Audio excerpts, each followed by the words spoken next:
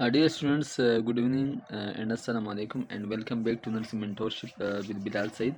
Students, आज जो हमारा यूनिट है वो है concept of safety and risk management के हवाले से बात करेंगे, जो कि फंडामेंटल ऑफ नर्सिंग का यूनिट नंबर 7 है। सही है। और ये हमारे पास डाउ की पीपीटी है, तो स्टूडेंट्स ये आपके लिए बहुत इम्पॉर्टेंट है अकॉर्डिंग टू एग्ज़ाम। सही है। तो आपने इसमें जो बेसिक कॉन्सेप्ट हैं वो क्लियर करना है। आपको मैं समझाऊंगा कि बेसिकली हमारे पास जो सेफ्टी कॉन्सेप्ट है वो क्या है और रिस्क मैनेजमेंट क्या होता है, तो ये चीज़ें हमने समझनी है। तो देखो, जहाँ पे हम बात करते हैं सेफ्टी की, कि सेफ्टी का बेसिक कॉन्सेप्ट क्या है। सेफ्टी जो है किसी भी चीज़ से, अगर किसी भी हार्म से, किसी भी हैज़र्ड से हम क्या करते हैं, अपनी प्रोटेक्ट करते हैं। सही है। तो वो इंजरी भी हो सकती है, वो मतलब लॉस भी हो सकता है। सही है। तो ये सारी चीज़ें क्या है, ये हमारी सेफ्टी है। दूसरा मैं आपको ये बताऊं कि सेफ्टी को बहुत ज़्यादा इस पे ज़्यादा फोकस किया गया है। और जैसे कि आपको पता है कि JCI जॉइंट कमीशन की अगर हम बात करते हैं, तो उन्होंने भी सेफ्टी पे कुछ गोल्स बनाए हुए हैं, जिसको कहते हैं IPSG गोल। IPSG गोल क्या होते हैं? इंटरनेशनल पेशेंट सेफ्टी गोल। सही है। तो ये हमारे पास JCI ने, जॉइंट कमीशन ने, उन लोगों ने बनाई हुई है। और जितने स्टैंडर्ड ऑर्गेनाइजेशन है तो वहाँ इसी पे काम हो रहा है। सही है। इसी IPSG पे काम हो रहा है। एक चीज़, अब ये IPSG गोल्स क्या क्या है, ये एक बात थोड़ा मेक श्योर करें। ये सारे सेफ्टी के हवाले से बात है कि सेफ्टी कितनी इम्पोर्टेंट है। सही है। स्पेशली हॉस्पिटल की जब हम बात करते हैं तो वहाँ पे हमने फर्स्ट ऑफ ऑल पेशेंट की सेफ्टी को देखते हैं। सबसे पहले गोल क्या है? Patient identification. सही। पेशेंट आइडेंटिफिकेशन क्या है? पेशेंट को किस तरह आइडेंटिफाई करना है, वहाँ से हमने क्या करना है, रिस्क ऑफ जो एरर है। सही। यानी कि पेशेंट को सेफ्टी को किस तरह इंश्योर करनी है, तो वो पेशेंट आइडेंटिफिकेशन से कि सही पेशेंट हो तो उसको मतलब ट्रीटमेंट मिले। दूसरा हमारे पास है इफेक्टिव कम्युनिकेशन। इफेक्टिव कम्युनिकेशन जो है ये बहुत ज़्यादा इंपॉर्टेंट है कि उसको जितनी भी उसका जो डेटा है वो एक्यूरेटली जो है हम क्या करें, उसके साथ कम्युनिकेट करें। तीसरा हमारे पास है जैसे कि लेट सपोज हम बात करते हैं कि ड्रग की बात करते हैं। सही है। ड्रग, जितने भी ड्रग है जो हाई अलर्ट ड्रग कहलाते हैं। हाई अलर्ट ड्रग कौन से होते हैं? हाई अलर्ट ड्रग वो है जिसमें एरर के चांसेस ज़्यादा होते हैं। सही है। एरर के चांसेस, एरर क्या है? अब एरर जो है ये हमारे पास क्या है, ये एक मतलब हम रिस्क कह सकते हैं। मतलब ये हमारे पास इतनी ज़्यादा सेफ्टी नहीं है, जिससे हमारी सेफ्टी जो है वो मुतासिर हो सकती है, उसको इफ़ेक्ट कर सकता है। तो इस वजह से अब एरर उन ड्रग्स में होते हैं, जैसे कि लेट सपोज अगर हम कीमो की ड्रग्स की बात करते हैं, तो मोस्टली उनमें एरर के चांसेस होते हैं कि कोई ना कोई एरर हो जाए, पेशेंट को हार्म हो जाए। तो ये क्या करता है, ये हार्म काज करता है। तो इस वजह से हम इसको कहते हैं कि ये पेशेंट की सेफ्टी को इफ़ेक्ट कर रहा है। तीसरा अगर हम बात करें, सेफ साइट की बात करते हैं, सेफ प्रोसीजर की बात करते हैं, एंड सेफ सर्जरी की बात करते हैं। ये भी हमारे पास एक IPSG गोल्स है। सही है। तो सेफ साइट क्या होना चाहिए कि कौन सी जगह की अगर सर्जरी है, सही है, वो सेफ साइट, सेफ पेशेंट होना चाहिए, किस पेशेंट की करनी है, ये भी एक सेफ्टी है। सही है। तो ये दूसरा, सेफ सर्जरी, कौन सी सर्जरी होनी है। सही सही है। तो ये क्या है, एक्चुअली ये हमारे पास एक सेफ्टी को इंश्योर करना होता है। अच्छा, दूसरा जो नंबर 5 है वो हमारे पास है प्रिवेंट फ्रॉम इन्फेक्शन। तो इन्फेक्शन से प्रिवेंट करना ये भी एक सेफ्टी है, कि ये देखो ये सारे सेफ्टी के हवाले से बात हो रही है। सही है। दूसरा हम बात करते हैं कि प्रिवेंट फ्रॉम रिस्क फॉल से बचाने का। रिस्क फॉल जो होता है, पेशेंट गिरना, तो ये भी एक सेफ्टी है। तो ये सारे जो IPSG गोल है ये हमें क्या बता रहा होता है, ये सेफ्टी के हवाले से बता रहा होता है उनकी। अब इनको जो भी हैज़र्ड्स हैं, सही है, तो उस हैज़र्ड से क्या होता है, उनको मतलब उनकी सेफ्टी जो है वो इफ़ेक्ट हो सकती है। तो यानी कि हमने ये सारे हैज़र्ड्स से क्या करना है, हमने प्रिवेंट करना है पेशेंट को, और इसी को हम कहते हैं कि सेफ्टी। ठीक है स्टूडेंट्स। दूसरा, अगर हम यहाँ पे ये बात करें कि आपको ये स्लाइड अगर समझ में आ गया है तो आपको हम आगे ज़्यादा डीप में नहीं जाएंगे, गो थ्रू करेंगे। सही, यहाँ पे आपको समझाना है। दूसरा, सेफ्टी की अगर हम इम्पोर्टेंस देखें तो मेस्लो हायरार्की की जब हम बात करते हैं स्टूडेंट, मेस्लो हायरार्की आपने फर्स्ट सेमेस्टर में स्टार्ट में पढ़ा होगा, तो उसमें सारी चीज़ें मेक श्योर है। सही है, सेफ्टी सेकंड नंबर पे आती है। सही है, तो वहाँ पे आप देखते हैं कि सेफ्टी क्या होती है। जैसे कि लेट सपोज हम बात करते हैं कि ये सारी नीड्स होती है जो पेशेंट को या किसी इंसान को भी ये मीट करने होते हैं। सही है, जैसे फिजियोलॉजिकल नीड्स है, जैसे मतलब अगर सेफ्टी है, लव एंड बिलोंगिंग है, सेल्फ रिस्पेक्ट है। सही है, तो ये सारी चीज़ें जितने भी नीड्स हैं ये क्या करने हैं, ये मीट करने होते हैं। ये उनकी बेसिक नीड्स होती है बेसिकली। अच्छा, तो ये जो हमारे पास मेस्लो हायरार्की की जब हम बात करते हैं, बेसिकली ये क्या है, ये करेक्टर क्लासिफिकेशन है। दीज आर क्लासिफिकेशन, जिसमें हम बात करते हैं कि हमारे पास उसकी हेल्थ की बात करते हैं, उसकी प्रॉपर्टी की बात करते हैं, उसकी मतलब फैमिली की बात करते हैं। सही है, उसकी मोर्टालिटी की बात करते हैं, ये सारी चीज़ें, उनकी बैंक बैलेंस की बात करते हैं। तो ये सारी चीज़ें जो है उनकी सेफ्टी में आती है। तो मेस्लो ने इस पर बहुत ज़्यादा बात की है। सही है, तो मेस्लो हायरार्की आपको पता होना चाहिए कि हमारे पास जो मेस्लो हायरार्की, जो मेस्लो है वो साइंटिस्ट था, तो उसने इस हायरार्की को पेश किया कि क्या क्या होने चाहिए। हायरार्की बेसिकली क्या होती है, कि कहाँ पे कौन सी चीज़ होनी चाहिए, ये बेसिकली हायरार्की है। जैसे लेट सपोज अगर मैं कहता हूँ कि मेरा काम क्या है, सही है, और आपका काम क्या है, तो मैंने आपके साथ आपके काम में किस तरह कम्युनिकेट करना है। तो हर बंदे के जो है अपने अपने नीड्स होते हैं, तो इसको कहते हैं हायरार्की, तो या इसको क्लासिफिकेशन भी कहते हैं। तो मेस्लो ने 1948-43 में, आई थिंक 1943 में ये मॉड्यूल पेश किया था। सही है, किसके हवाले से, जो ह्यूमन बेसिक नीड्स होती है उनको किस तरह मीट किया जाए। तो यहाँ पे भी आपको सेफ्टी का इंपॉर्टेंट का पता चल गया होगा। दूसरा, हम बात करते हैं, एक चीज़ और समझाता हूँ स्टूडेंट ताकि आपको क्लियर हो जाए। सेफ्टी तो हो गया ना कि हमने क्या करना है, जो भी हैज़र्ड्स है उनसे प्रोटेक्ट करना है। सही है, हैज़र्ड्स। अब रिस्क मैनेजमेंट है।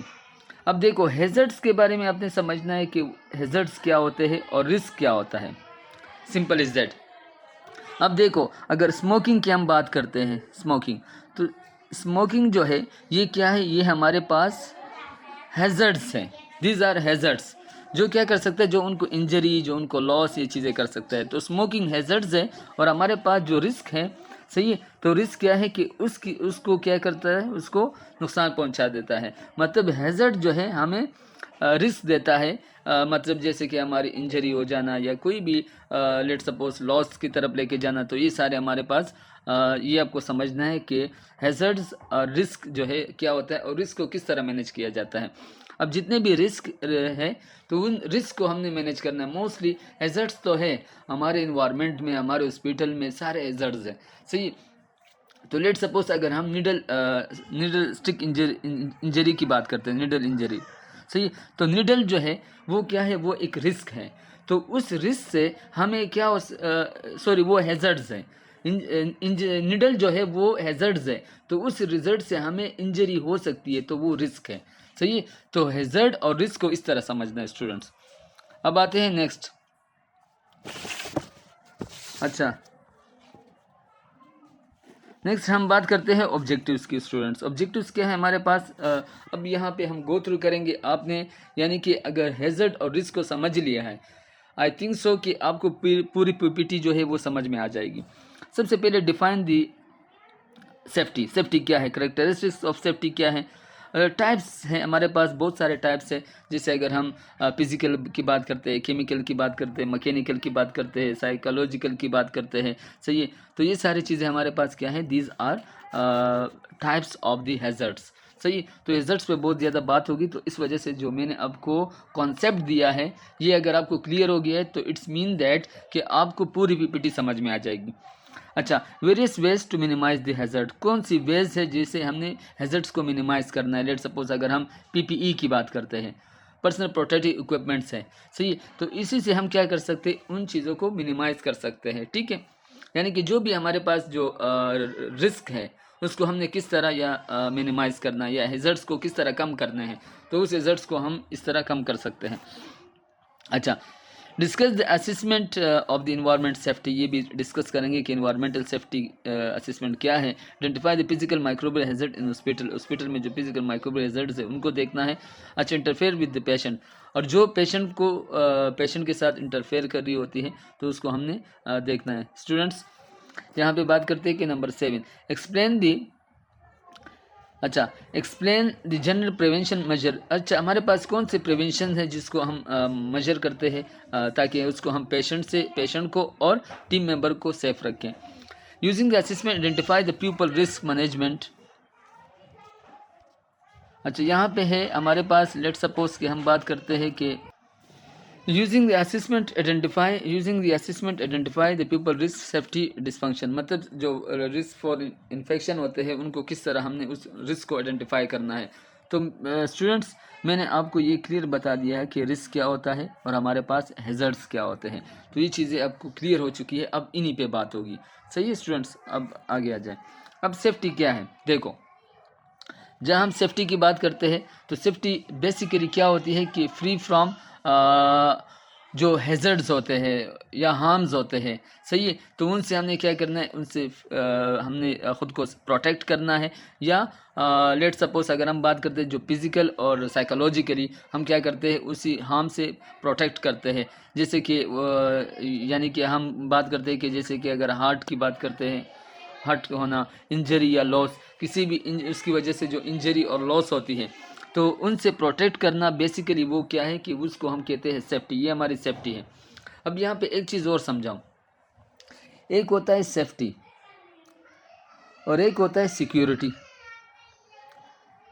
तो इन दो चीज़ों को आपने समझना है ताकि वो आपको ये चीज़ें क्लियर हो जाए। मैं एग्जांपल दूंगा, सही, डिफिनीशन नहीं बताऊंगा, जस्ट एग्जांपल दूंगा ताकि आपको आपकी कॉन्सेप्ट क्लियर हो जाए। देखो स्टूडेंट, सेफ्टी वो होती है, लेट सपोज अगर आप अपने क्लास में बैठे हैं, सही है, और विंडो में से क्लास में बैठे हैं और विंडो में से अगर बाहर से कोई चीज़ या पत्थर आ रही है, सही है, कोई भी स्टोन आता है बाहर से, तो इट्स मीन दैट कि आप सेफ नहीं हैं। तो यहाँ पे आपकी सेफ्टी जो है वो कंप्रोमाइज़ हो रही है, सही है। अगर वहाँ पे इस तरह की चीज़ें नहीं हो रही और आपको लग रहा है कि इट्स ओके, तो वो आपकी सेफ्टी है, सही है।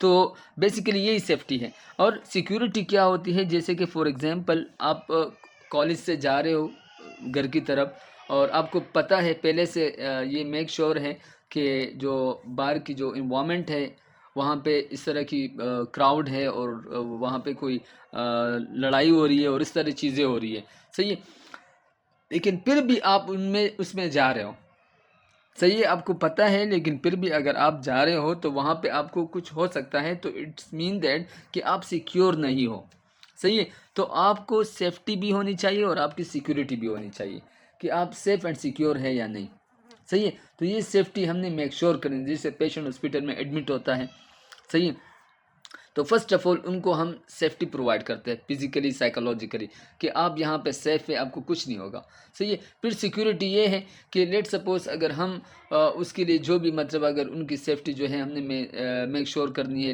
लेट सपोज अगर किसी किस्म की इंजरी ना हो जाए, फॉल ना हो जाए, सही है, या कोई भी लॉस ना हो जाए, तो ये सारी सेफ्टी है। तो सिक्योरिटी भी देखनी है कि उनकी सिक्योरिटी किस तरह है, मतलब वो वहाँ पे किस तरह, मतलब लेट सपोज जैसे मैंने कहा कि किस तरह सिक्योर है, अगर सेफ होगा तो सिक्योर भी होगा, सिंपल इज़ दैट, सही है। तो सेफ्टी एंड सिक्योरिटी जो है ये मोस्ट इंपॉर्टेंट है स्टूडेंट्स इसी में। अच्छा अच्छा, पेशेंट सेफ्टी की अब बात करते हैं कि पेशेंट सेफ्टी बेसिकली है क्या। यहाँ पे मेंशन है कि पेशेंट सेफ्टी जो है वो क्या है, according to the World Health Organization. असल में जो वर्ल्ड हेल्थ ऑर्गेनाइजेशन ने यहाँ पे बहुत सारी बातें लिखी है, जैसे framework of the organize activities that culture processes, procedure, behavior, technologies, and environmental healthcare consistency and sustainable lower risk reduce the occurrence of the avoidable harm. It make error less likely and the reduce its impact within when it does occur. देखो students, यहाँ पे अगर हम बात करें तो इसमें दो चीज़ें लिखी हुई है कि हमने इस तरह का फ्रेमवर्क बनाना है। वर्ल्ड हेल्थ ऑर्गेनाइजेशन ये कह रहे हैं कि इस तरह का फ्रेमवर्क जो है आपने स्टेब्लिश करना है, जिस पे आप क्या करें, एक तो वहाँ उनकी प्रोटेक्शन हो, दूसरी नंबर 1 प्रोटेक्शन हो, नंबर 2 जो है वहाँ पे हम क्या करें, रिड्यूस करें, किसको, हार्म को, सही है, या रिस्क को, उसको रिड्यूस करें, या एरर को रिड्यूस करें। तो दो चीज़ों पे बात हो रही है। अब कौन सी चीज़ें हैं, मतलब अगर लेट्स सपोज हम ये बात करते हैं कि इन सारी चीज़ों से, जैसे अगर प्रोसीजर है, बिहेवियर है, टेक्नोलॉजीज़ है, तो मोस्टली अगर हॉस्पिटल साइड में देखें तो ये सारी चीज़ें वहाँ पे होती है, और जिससे हम पेशेंट को जो है प्रोटेक्ट करते हैं विथ ऑल एस्पेक्ट्स इन सारी चीज़ों से। क्योंकि इनसे प्रोटेक्ट करना और इनसे जो उनको रिस्क होती है, जो एरर होती है, उसको भी थोड़ा मिनिमाइज़ करना। सिंपल इज़ दैट, ये हमारे पास क्या होता है, ये पेशेंट सेफ्टी होता है। या अगर इससे भी ज़्यादा सादा अल्फाज में मैं बताऊं कि जहाँ पे हम एरर की बात करते हैं, सही है, एरर जो है, एरर एरर आपको पता है कि एरर जो है ये हमारे पास क्या है, ये हमारे पास जो जितने भी हाई अलर्ट मेडिकेशन है, ये सारे उनमें एरर के चांसेस बहुत ज़्यादा होते हैं। तो एरर को क्या करना है, एरर को डिक्रीज़ करना है, एक चीज़। तो ये इसमें WHO ने ये कहा कि आपने एरर को डिक्रीज़ करना है, सही। दूसरा, आपने जो उसके एडवर्स इफ़ेक्ट हैं उसको भी कम करना है। एरर को डिक्रीज़ करना है और एडवर्स इफ़ेक्ट को डिक्रीज़ करना है। तो बेसिकली ये WHO ने कहा है कि ये जो है ये पेशेंट की सेफ्टी होती है, सही है। तो जैसे लेट सपोज अगर हम कोई मेडिसिन देते हैं तो हमें ये पता होना चाहिए कि ये मेडिसिन जो है किस लिए है, सही है। तो उसमें एरर के चांसेस ना हो, उसमें मतलब हम डबल चेक की बात होती है, ये हाई अलर्ट मेडिकेशन को हम डबल चेक करते हैं, सही है। तो वो चीज़ें होती है, अगर उससे फिर उसको जो एडवर्स इफेक्ट के चांसेस होते हैं उसको भी हमने क्या करना है, मिनिमाइज़ करना है। बेसिकली WHO ये कह रही है ये पेशेंट की क्या होती है, सेफ्टी होती है। अच्छा, ये चीज़ें इसमें कोई और ख़ास बात है नहीं। तो यहाँ पे आ जाए कि patient safety is avoidance of the unintended or the unsuspected harm to people during the provision of the health care. क्या मतलब है इसका? अच्छा, इसका मतलब ये है कि जैसे कि लेट सपोज हम बात करते हैं कि जहाँ पे पेशेंट की सेफ्टी जो है वो अवॉइडेंस ऑफ द अनइंटेंडेड या और अनएक्सपेक्टेड हार्म जो होती है उनसे बचाना है, जिसको मतलब जो अनएक्सपेक्टेड हार्म होती है, उनको लगता है कि यार मुझे कुछ कोई भी फिजिकल एंड साइकोलॉजिकल जो है हार्म से हमने प्रोटेक्ट करना है, सही है। अगर वहाँ से प्रोटेक्ट करेंगे तो इट्स मीन दैट कि ये प्रोटेक्शन जो है ये मोस्ट इम्पॉर्टेंट है कि पेशेंट को उन चीज़ों से किस तरह, जो अनएक्सपेक्टेड होता है, कुछ भी हो सकता है, तो वो उन चीज़ों से, या जो अनइंटेंडेड होता है तो उन चीज़ों को क्या करना है, उनकी सेफ्टी, उनके हवाले से सेफ्टी देनी है ड्यूरिंग जब हम हेल्थ केयर देते हैं। लेट सपोज अगर हम देखें, पेशेंट आते हैं किसी भी ट्रीटमेंट के लिए, तो हम उसको अगर लेट सपोज उसको मतलब वो बेड रिडन है तो उनको ये मेक श्योर करना है कि आपने पोजीशन करनी है, क्योंकि मोस्टली वो अनएक्सपेक्टेड होता है। तो उन चीज़ों को भी देखना है जो मतलब जो अनएक्सपेक्टेड होता है, जिसकी वजह से अगर वो ज़्यादा लेट रहेंगे तो उनको बेड सोर डेवलप हो सकता है। ठीक है स्टूडेंट्स, तो ये चीज़ें।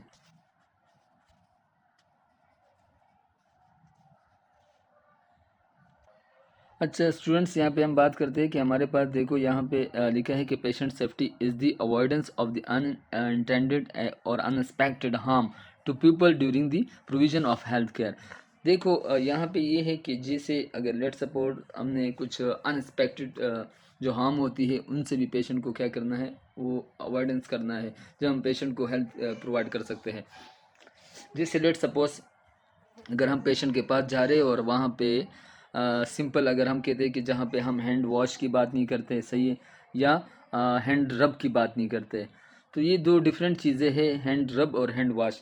तो इसमें अगर हम फिर आगे बात करेंगे कि हैंड वॉश कब करते हैं और हैंड रब कब करते हैं, तो ये अगर हम प्रॉपर नहीं करेंगे केयर में, तो मतलब वो जो अनएक्सपेक्टेड चीज़ें हैं, जो हार्म है, वो उनको हो सकती है, उनको इन्फेक्शन ज़्यादा हो सकता है, इस तरह की चीज़ें हो सकती है, तो उसको भी हमने क्या करना है, मेक श्योर करना है। अच्छा, कोई भी अगर हम हैज़र्ड्स की बात करते हैं, अगर जैसे अगर ब्लड है तो ब्लड एक हैज़र्ड्स है, तो उनसे फिर रिस्क हो सकता है, उनको इन्फेक्शन हो सकता है या कोई और इस तरह की डिजीज़ हो सकती है, तो वहाँ पे हमने क्या करना है, हैंड वॉश करना होता है, ठीक है। और जहाँ पे अगर कोई हैज़र्ड मौजूद ना हो, जैसे अगर कोई ब्लड नहीं लगा हो, सही, तो उससे फिर हम क्या करते हैं, वहाँ पे हम जस्ट हैंड रब करते हैं विथ सैनिटाइज़र से, सिंपल इज़ दैट। अच्छा स्टूडेंट्स, अब यहाँ पे आ जाए करेक्टरिस्टिक्स ऑफ द सेफ्टी कि क्या करेक्टरिस्टिक्स है। नंबर फर्स्ट जो है परवेजिनेस की हम बात करते हैं कि वो क्या होता है, basically affect all aspect of life, जो पूरी एस्पेक्ट्स करता है, मतलब जो सेफ्टी प्रोटोकॉल होता है वो उसको देखना होता है कि वो आपकी ऑल एस्पेक्ट्स आपकी लाइफ को अफेक्ट कर रहा होता है मोस्टली। इसको हम आगे देखते हैं। पीपल एज्यूम और neglect the responsibility for on safety. देखो यहाँ पे जो है सबसे इम्पोर्टेंट चीज़ क्या है, अगर हम नर्स की बात करते हैं तो सबसे पहले नर्स की सेफ्टी जो है बहुत ज़रूरी है। अगर नर्स सेफ़ है तो पेशेंट को भी सेफ़ कर सकता है, सही है। तो इस वजह से आपने अपनी सेफ्टी को निगलेक्ट नहीं करना, क्योंकि most of the time patient जो स्टाफ जो है वो अपनी सेफ्टी निगलेक्ट कर देता है।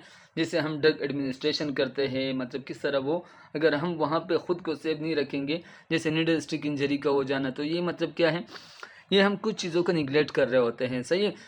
अगर हम स्किन की बात करते हैं या इस तरह की बहुत सारी चीज़ें हैं, अगर जैसे हम जो एम्प्यूल है उसको तोड़ते हैं तो वहाँ पे क्या होता है, वो हमारे पास एक हैज़र्ड्स है, सही है। और जिसको हम तोड़ रहे होते हैं तो मतलब उससे हमें रिस्क हो सकता है। तो अगर हम सेफ़ नहीं हैं तो हम अपने पेशेंट को सेफ नहीं कर सकते। तो फर्स्ट जो है वो हमारी अपनी सेफ्टी बहुत ज़रूरी है। अच्छा, परसेप्शन एंड जजमेंट की बात करते हैं कि perception of danger influence safety practice. हमने क्या करना है, अपनी जो थिंकिंग के हवाले से बात आती है कि हमने जो हमारी परसेप्शंस होती है, जो हमारी थिंकिंग होती है डेंजर के हवाले से, तो वो हमारी सेफ्टी प्रैक्टिस को क्या करता है, इन्फ्लुएंस कर रहा होता है। जब भी हम किसी चीज़ के बारे में सोच रहे होते हैं, किसी हैज़र्ड्स के हवाले से सोच रहे होते हैं कि उससे ये चीज़ होती है, लेट सपोज अगर मैं कहता हूँ कि मैं हैंड वॉशिंग नहीं करूँगा तो मुझे क्या होगा, मुझे इन्फेक्शन हो सकता है। तो वो हमारी सेफ्टी प्रैक्टिसेस को ज़्यादा इन्फ्लुएंस कर रहा होता है, सही है। तो ये चीज़ें आपने देखनी है स्टूडेंट्स। दूसरा है कि हमारे पास effect the major only effective if hazard is accurately perceive and understood. Let suppose smoking की हम बात करते हैं, तो यहाँ पे ये है कि जब हम बात करते हैं कि हमारे पास अगर measure only effective safety measure only effective, वो तब इफेक्टिव होती है सेफ्टी जब आप एक्यूरेटली किसी चीज़ को परसीव करते हैं, सही है, उसके बारे में परसीव करते हैं या अंडरस्टूड करते हैं। जैसे अगर स्मोकिंग के बारे में हम बात करते हैं तो उस सेफ्टी को आप इजली, जैसे कि लेट सपोज आपको स्मोकिंग के हवाले से पता है कि स्मोकिंग क्या है, ये हमारे पास हैज़र्ड्स हैं, तो हैज़र्ड से हमें क्या रिस्क हो सकता है, हमारी लंग्स प्रॉब्लम हो सकती है। तो इस वजह से ये ज़्यादा जो है आपको ज़्यादा सेफ्टी जो है वो मेजर करेगा, सिंपल इज दैट। अच्छा, मैनेजमेंट की बात करते हैं student. Management, nursing responsibility to protect patient. Nursing की सबसे बड़ी रिस्पॉन्सिबिलिटी ये है कि वो पेशेंट की प्रोटेक्ट करें। अच्छा, safety practice no to avoid the parent prevent danger. मतलब ये क्या होती है कि सेफ्टी प्रैक्टिस ये है कि वो अवॉइड करे या प्रिवेंट करे डेंजर से, कोई भी जिस तरह की डेंजर चीज़ें, जिस तरह की हैज़र्ड्स है, उनसे प्रोटेक्ट करे पेशेंट की, सही। अच्छा, lifestyle and behaviour effect risk for injury. जो लाइफस्टाइल है, जो उनकी बिहेवियर है, वो भी उनकी रिस्क जो है इफेक्ट रिस्क फॉर इंजरी करवा सकता है, जो उनकी लाइफस्टाइल है। लाइफस्टाइल क्या है, मतलब लाइफस्टाइल ये है कि लेट सपोज अगर कोई भी पेशेंट है वो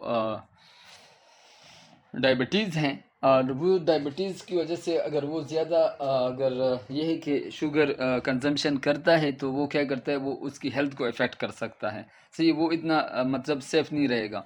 या अगर हम हार्ट की बात करते हैं, सही, मतलब लेट सपोज अगर जो हार्ट के पेशेंट हैं मोस्टली, अगर हम वो ड्राइविंग करता है तो वो क्या है कि वो उनके लिए ये है कि उनकी जो ये लाइफस्टाइल है कि वो किस तरह लाइफस्टाइल गुजार रहा है, तो वो उनको इफ़ेक्ट कर रहा है। बहुत सारे एग्जांपल्स हैं, सही। कोई हाइपरटेंसिव पेशेंट है और वो मेडिसिन नहीं कर रहा, तो इट्स मीन दैट कि उसके लिए वो सेफ्टी जो है उसको इफ़ेक्ट कर रहा है।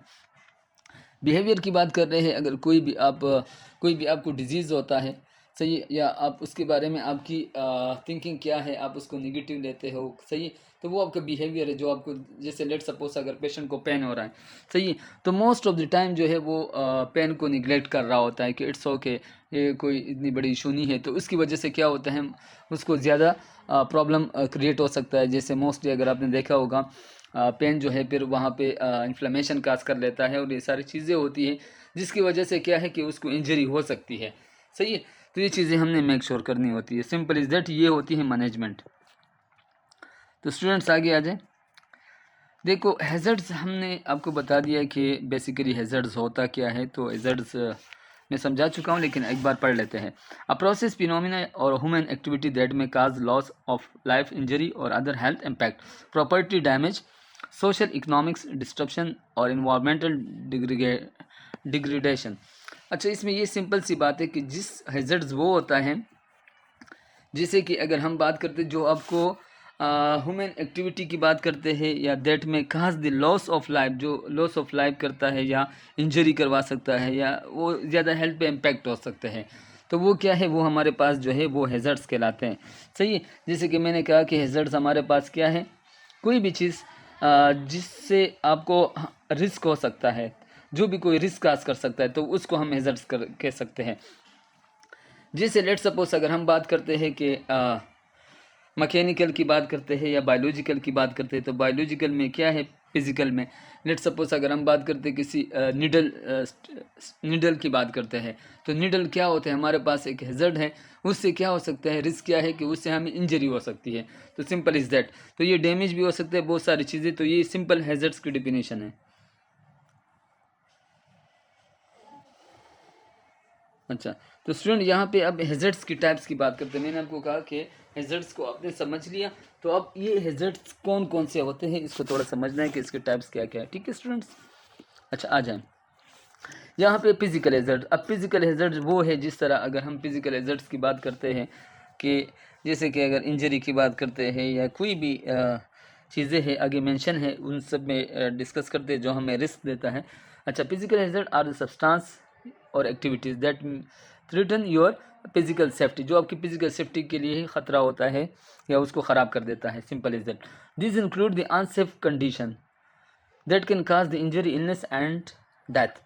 अनसेफ कंडीशन होती है तो उससे आपको इंजरी, ये सारी चीज़ें हो सकती है। जैसे अगर हम फिजिकल एजर्ट्स की बात करते हैं, तो बहुत सारी चीज़ें हैं जिससे आपको क्या हो सकता है, जिससे अनसेफ कंडीशंस या वो आपको इंजरी काज कर सकता है।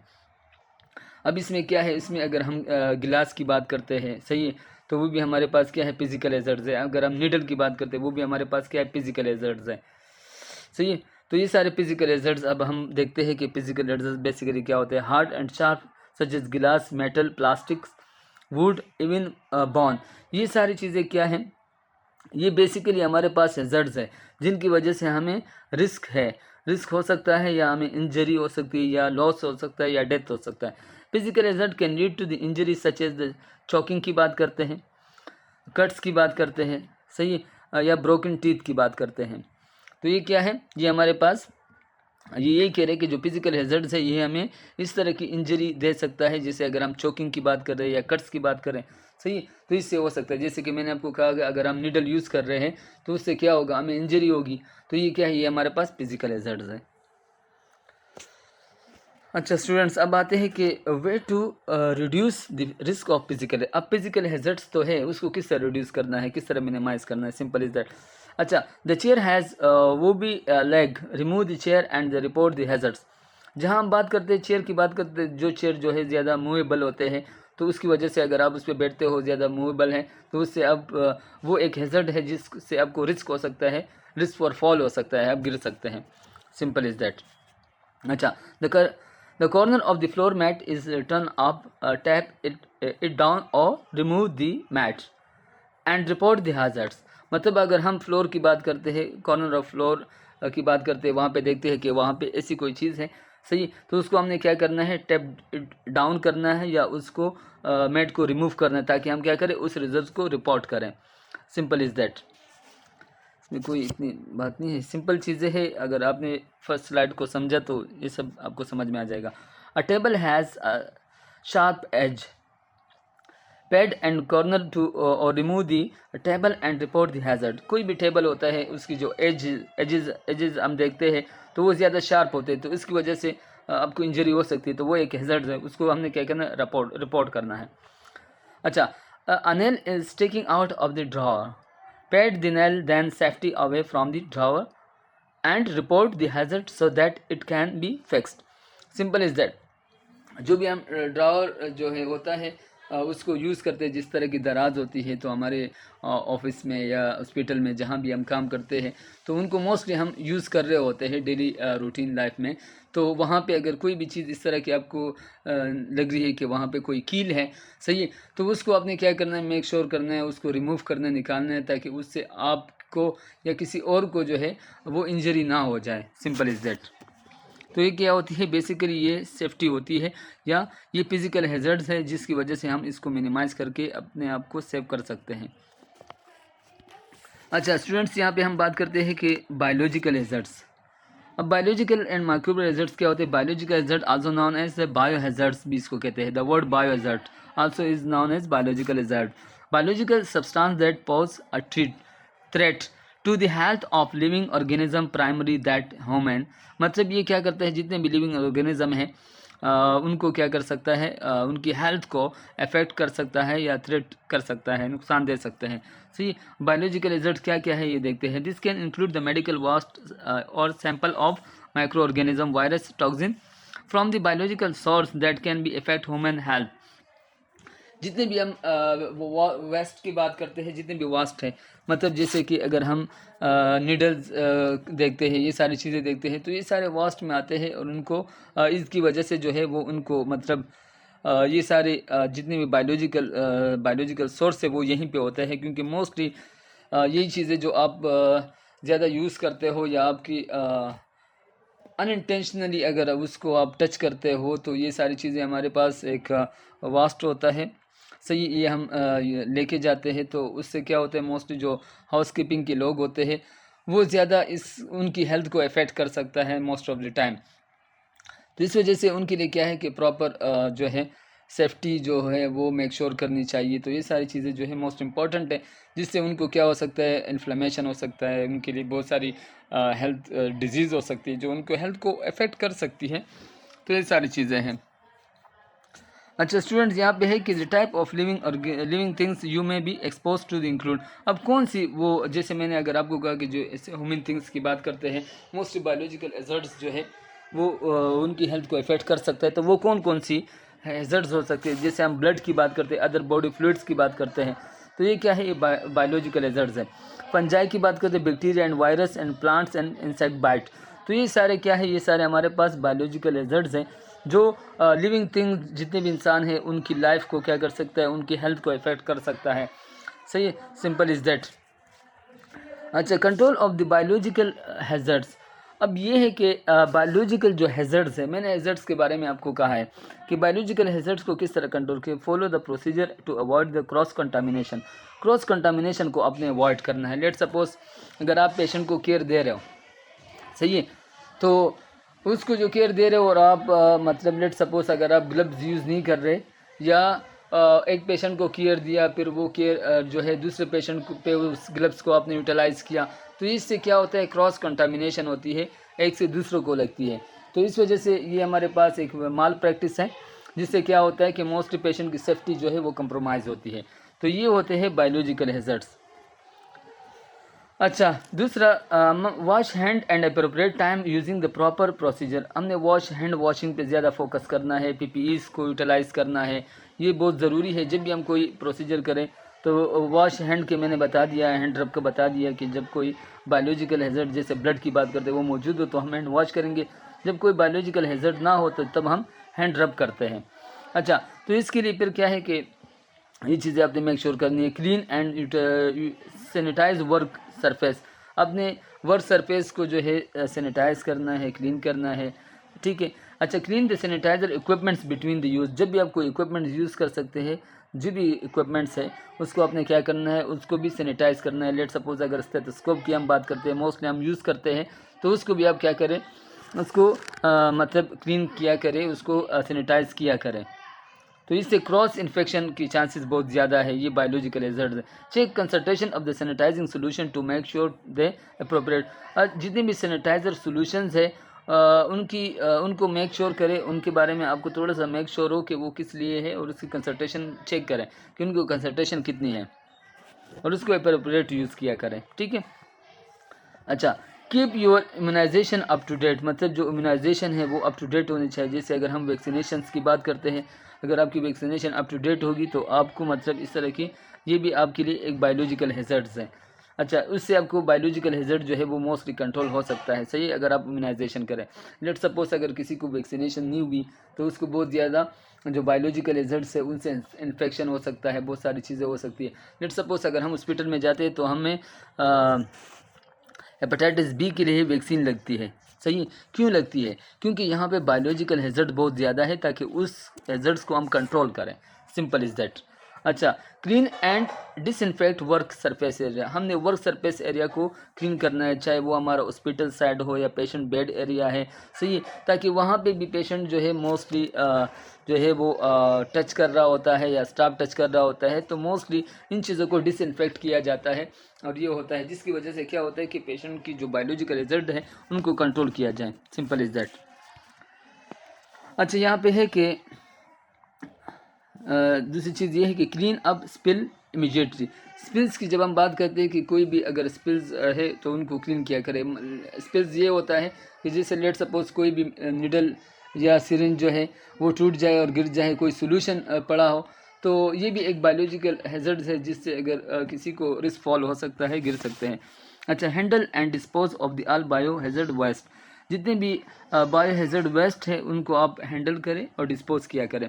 जिस तरह अगर हम बात करते हैं, हमारे पास डेंजर बॉक्स होता है, तो डेंजर बॉक्स में क्या होता है, सारे बायोलॉजिकल हैज़र्ड जो है वो जा रहे होते हैं, सही है। तो इसी में आप उसको अगर डालें, और जैसे अगर हम रिकेप की बात करते हैं, निडल, सही है, तो जैसे हम निडल को रिकेप करते हैं तो उस टाइम भी जो है अगर हम रिकेप ना करें, ये प्रॉपर तरीका ये है कि आप नीडल को रिकेप ना करें, यूज़ के बाद डायरेक्ट जो है उसको डेंजर बॉक्स में डाल दें। रिकेप करने की टेक्निक्स ख़त्म हो चुकी है, क्योंकि आपने रिकेप नहीं करना, सही है, क्योंकि उसमें ये है कि आपको चांस है कि आपको मतलब इंजरी हो सकती है, मतलब वो हैज़र्ड्स है बायोलॉजिकल, सही है। क्योंकि वो हमारे पास इन्फेक्शन जो है उसमें इन्फेक्शन होता है, इन्फ्लेमेशन, जिससे कोई भी पेशेंट को यूज़ हुआ उसको जो डिजीज़ हो तो वो क्या हो सकता है, वो पे स्टाफ को भी हो सकती है, तो इस वजह से इसको थोड़ा सा मेक श्योर करें, ठीक है स्टूडेंट्स। अच्छा, अब हम बात करते हैं environmental hazards in health care. Students, environmental hazards की अगर हम बात करते हैं कि हेल्थ केयर पर्सनल की बात करते हैं, face a wide range of hazard in their on. जैसे अगर हम हॉस्पिटल की बात करते हैं तो वहाँ पे ज़्यादा वो हैज़र्ड्स को फेस कर रहे होते हैं, सही है। तो वहाँ पे बहुत ज़्यादा हैज़र्ड्स होते हैं, जैसे कि अगर हम बात करें कि इंजरीज़ की बात करते हैं, जैसे कि नीडल प्रिक हो गया, मस्कुस्केलेटल हो गया या एलर्जन हो गया, सही है। तो ये सारी चीज़ें मोस्टली हमारे पास एक ऑर्गेनाइजेशन की बात करते हैं, हेल्थ केयर की बात करते हैं, तो वहाँ पे वाइड रेंज ऑफ हैज़र्ड्स होती हैं। इस तरह इन्फेक्शन की बात करते हैं, इन्फेक्शन में वायरस, बैक्टीरिया, पैरासाइट, ये बहुत ज़्यादा होता है, तो हॉस्पिटल साइड में ये ज़्यादा हैज़र्ड्स होते हैं और उनको ये देखते हैं, तो ये इन्वायरमेंटल हैज़र्ड्स होता है इन हेल्थ केयर में, सही। अच्छा, अब यहाँ पे क्या है कि environmental hazards in health care की अगर हम बात करते हैं तो hazard elements include body substance की बात करते हैं, कंटामिनेटेड मेडिकल सप्लाई की बात करते हैं, एंड इक्विपमेंट्स की बात करते हैं। जितनी भी बॉडी सब्सटेंस है उसको हम देखते हैं, ये हमारे पास क्या है, एक इन्वायरमेंटल हैज़र्ड्स हैं, सही है, या कंटामिनेटेड मेडिकल सप्लाईज़ है, जो भी मेडिकल सप्लाईज़ है अगर वो कंटामिनेटेड है, सही है। लेट सपोज अगर कोई मशीन की बात करते हैं या कोई भी लेट सपोज अगर हम निबलाइज़र की बात करते हैं, तो ये सारी चीज़ें क्या है, ये सारी इक्विपमेंट जो है ये हमारे पास क्या करता है, मोस्टली जो है इन्वायरमेंटल हैज़र्ड्स दे सकता है। अच्छा, दूसरा है ब्लड बॉर्न पैथोजेंस की हम बात करते हैं, जितने भी ब्लड बॉर्न पैथोजेंस होते हैं बायोलॉजिकली, तो वो भी हमें इफ़ेक्ट कर रहा होता है, सही है। Mostly chemically drugs, anaesthetic gases, lasers, workplace violence, तो these are mostly affect our health because these are the environmental hazards in healthcare setting।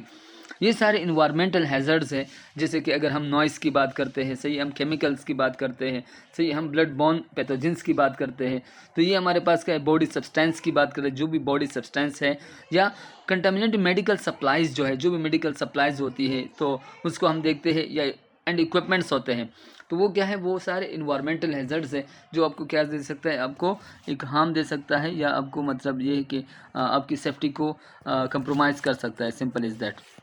अच्छा, those associate with the laboratories की बात करते हैं, रेडियो एक्टिव मटीरियल की बात करते हैं, या एक्सरे वेस्ट की बात करते हैं, inorganic, ergonometric, lifting and repetitive task, ये सारी चीज़ें हमारे पास क्या है, ये हमारे इन्वायरमेंट। रेडियो एक्टिव की बात करते हैं, मतलब एक्सरे वेस्ट की बात करते हैं, तो ये सारी चीज़ें क्या है, ये इन्वायरमेंटल, जैसे लेबॉर्ट्रीज़ की बात करते हैं।